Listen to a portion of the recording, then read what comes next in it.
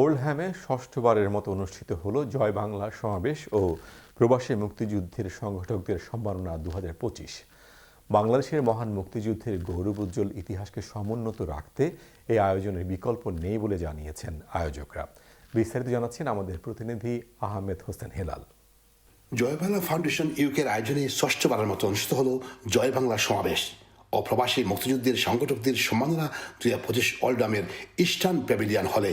সৈয়দ সাদেক আহমেদের সার্বিক তত্ত্বাবধানে অনুষ্ঠিত এই সভায় অতিথি হিসেবে উপস্থিত ছিলেন বাংলাদেশ সাবেক প্রতিমন্ত্রী খালেদ মাহমুদ চৌধুরী, শফিকুর রহমান চৌধুরী, আব্দুল ওয়াদুদ দারা, যুক্তরাজ্য আওয়ামী লীগের সভাপতি আলহাজ জাহালউদ্দিন, সাধারণ সম্পাদক সৈয়দ সাজিদুর রহমান ফারুক, সিলেট সিটির সাবেক মেয়র আনোয়ারুজ্জামান চৌধুরী, সাবেক এমপি হাবিবুর রহমান হাবিব, আব্দুল আহাদ চৌধুরী, শাহ শামীম আহমদ, বাবু রবিন পাল, মিসবাউর রহমান মিসবাহ ও আশরাম মিসবাহ সহ নর্থ ইংল্যান্ডের বিভিন্ন শহর থেকে আগত আওয়ামী লীগ অঙ্গ সংগঠনের নেতৃবৃন্দ।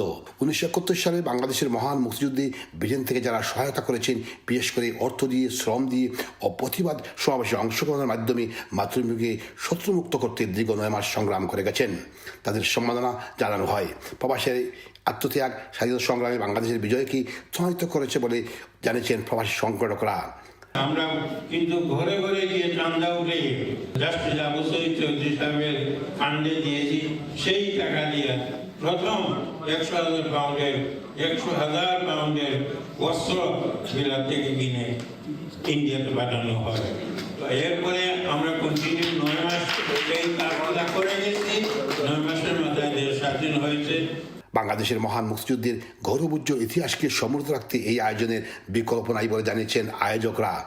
মহান মুক্তিযুদ্ধে বিদেশি থেকে যারা মহান মুক্তিযুদ্ধে সহায়তা করেছেন অর্থ দিয়ে, শ্রম দিয়ে, তাদেরকে আজকে আমরা সম্মানিত করলাম এবং আগামীতেও আপনাদের সহযোগিতা অব্যাহত থাকলে আমাদের এই যে যাত্রা এটা অব্যাহত থাকবে এবং আমরা বিশ্বাস করি বাংলাদেশের মহান মুক্তিযুদ্ধের ইতিহাসকে সমুন্নত রাখতে এরকম উদ্যোগ আরও নেওয়া উচিত এবং সরকারের পক্ষ থেকেও বাংলাদেশি যারা এখানে প্রবাসী আছেন তাদেরকে একটা সম্মানিত করা উচিত।